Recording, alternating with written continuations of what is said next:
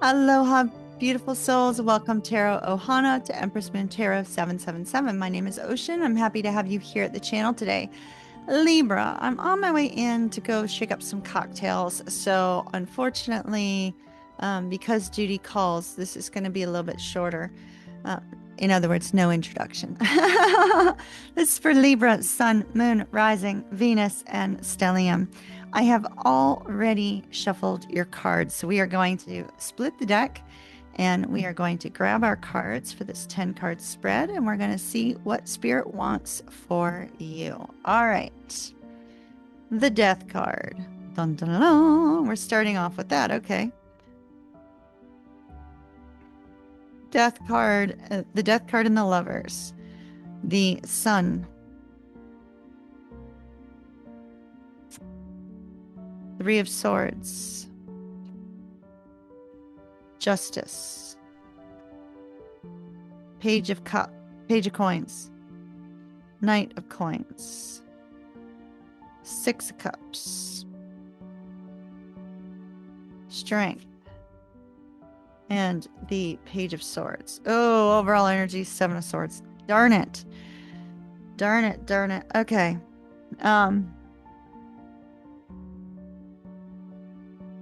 Libra, I see a ghosting about to occur. Okay. Seven of Swords. When the Seven of Swords comes up in with the cards I'm seeing down here, I have the Death card, I have the Three of Swords, I have the Lovers. There's this essence of a relationship being too strong, being way too strong for someone.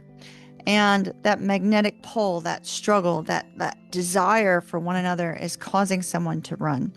And so I see a runner. And I see a runner saying, oh gosh, I got to sneak away in the night, right? Like I got to sneak away. I can't let Libra. Maybe it's you. Maybe it's you running from somebody else. So maybe it's them that you're running from. So we start with the Death card and the Page of Coins. So some sort of communication comes in that seems to trigger an old wound. Whatever this communication is that comes in that triggers something from the past, it's meant to bring rebirth into your life. It's not meant to hold you hostage in an energy of struggle or an energy of loss, right?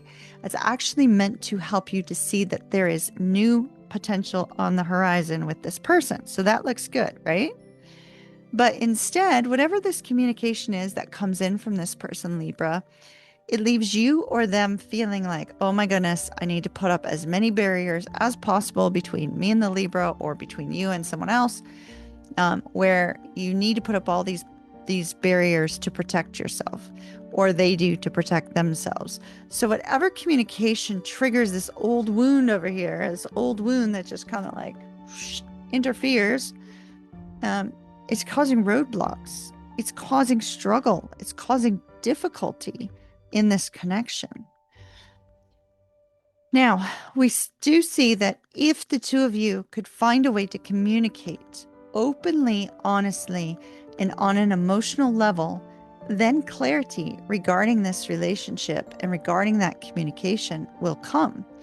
But it requires both of you to say, okay, let's look at, why this is triggering. Let's communicate with love. Let's communicate with intention. Let's communicate with active listening. Let's communicate in a way that's going to bring peace and happiness and joy, right? So it takes that. Or it takes reuniting with one another to be in each other's presence to actually communicate about this struggle. So we're seeing that the desire is to build together. The desire is to experience happiness together.